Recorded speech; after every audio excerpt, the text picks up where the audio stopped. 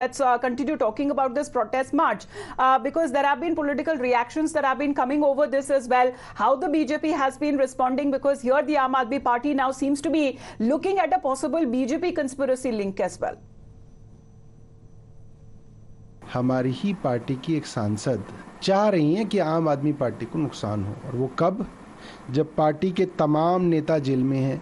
Party के सबसे बड़े नेता और मुख्यमंत्री को 20 दिन की मोहलत सिर्फ इसलिए मिली है कि किसी तरीके से चुनाव प्रचार किया जाए, और पूरे दिल्ली के अंदर माहौल है कि इस बार भारतीय जनता पार्टी को हराना है। ऐसे में एक संजीवनी भारतीय जनता पार्टी को मिलती है, किसकी तरफ से? स्वाति मालीवाल जी की तरफ से। तो क्या हम सब लोग ये समझ नहीं रहे हैं कि क्या खेल चल रहा है इस वक्त इस देश के अंदर, और क्यों बैठे बैठाए भारतीय जनता पार्टी को, जिनके पास कोई मुद्दा नहीं था चुनाव के अंदर, उसको मुद्दा दिया गया? तो ये सब समझ रहे हैं कि कौन दोस्त हैं, कौन दुश्मन हैं, कौन किसके लिए काम कर रहा है, ये सब लोग आज समझ रहे हैं। पहले करेंगे भ्रष्टाचार, फिर उसके बाद करेंगे दुराचार, उसके बाद लगातार दुष्प्रचार, और अब अरविंद केजरीवाल का इमोशनल अत्याचार। परंतु अरविंद केजरीवाल जी इमोशनल अत्याचार के बदले स्पष्ट सवालों का स्पष्ट जवाब देते हैं। आज सवाल ये पूछा जा रहा है कि विभव कुमार, जिस पर इतने गंभीर आरोप लगे हुए हैं, उसको आप संरक्षण क्यों दे रहे थे? आपके नेता की पिटाई आपके नेता के घर पर, आपके नेता के द्वारा, आपके नेता ने पुष्टि की, आपके नेता ने पुलिस को गवाही दी, पर आरोप किसी और पर लगाते हैं। यही चरित्र है अरविंद केजरीवाल का।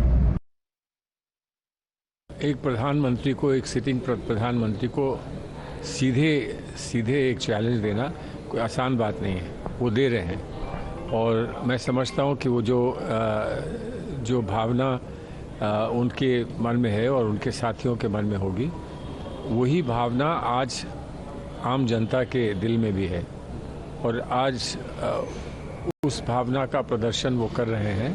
तो इसमें उनको अवश्य बहुत सारे लोगों का इसमें उनको समर्थन मिलेगा, और अब देखते हैं कि प्रधानमंत्री इसका क्या रिएक्शन करेंगे। क्या सच है क्या नहीं है, ये तो तहकीकात ही पता चलेगी, उसके बाद ही मालूम पड़ेगा।